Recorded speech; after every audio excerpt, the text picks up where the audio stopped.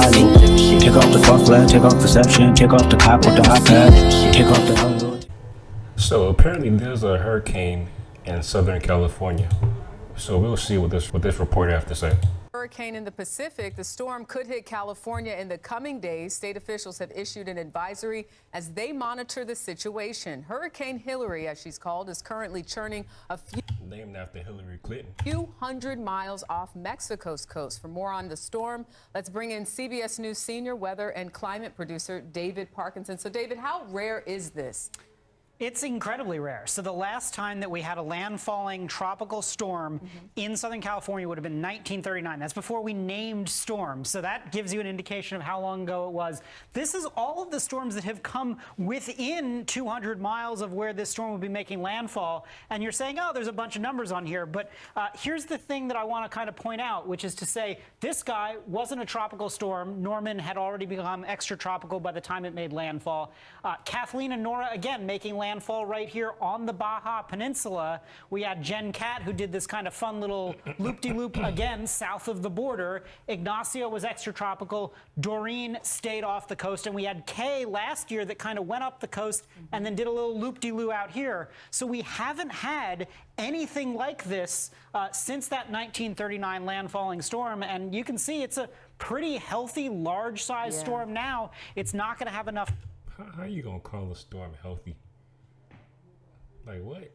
Time really to weaken as it moves further north. How big of a threat is this for Southern California? And are they even prepared from an infrastructure standpoint because of what you just mentioned and not really having to worry about it all this time? Yeah, I mean, so rain like this is unheard of Man's been feeding the storm.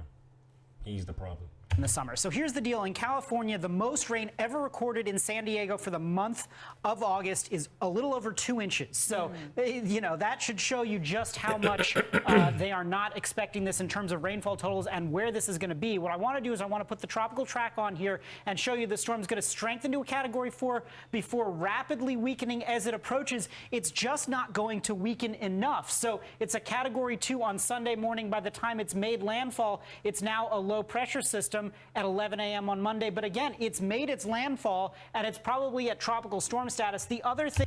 Damn, that peninsula is protecting California. That's crazy. Again, this is for Californians who are not used to dealing with tropical systems.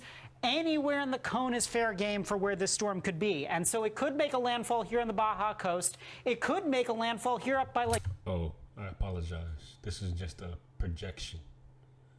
That thing could easily go on the side of it and go to California.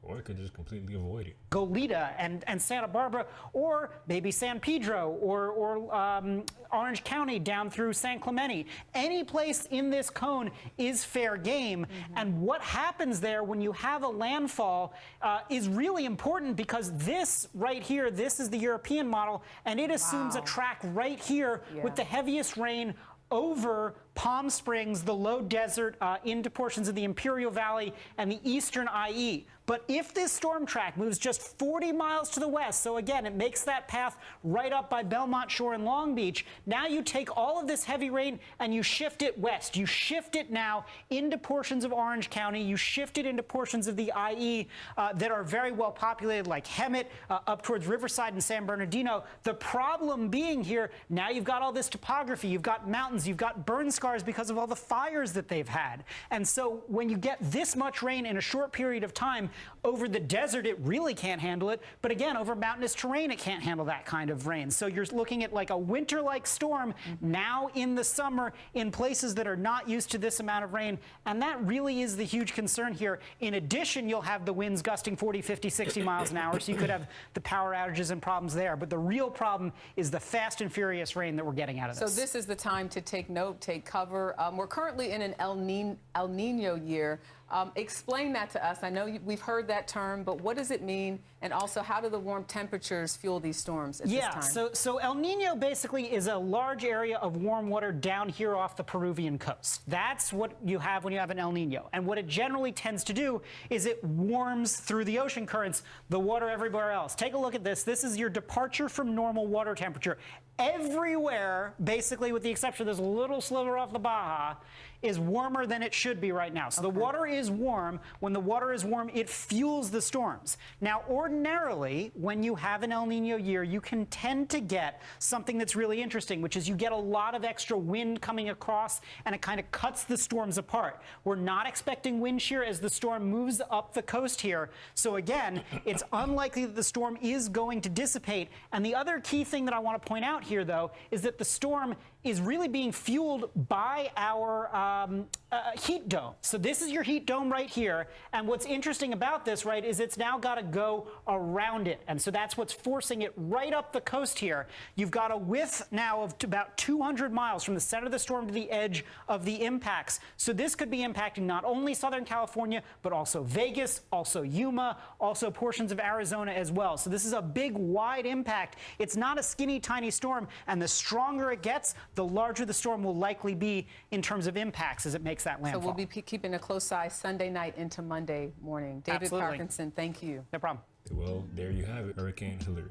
Guys, I would say prepare yourself. It's better to be prepared it's better to be ready than to having to get ready. My words aren't put together properly, but you know what I mean. Stay ready so you don't get ready. Buy the water you need. I know for a fact the soap aisle gonna be full.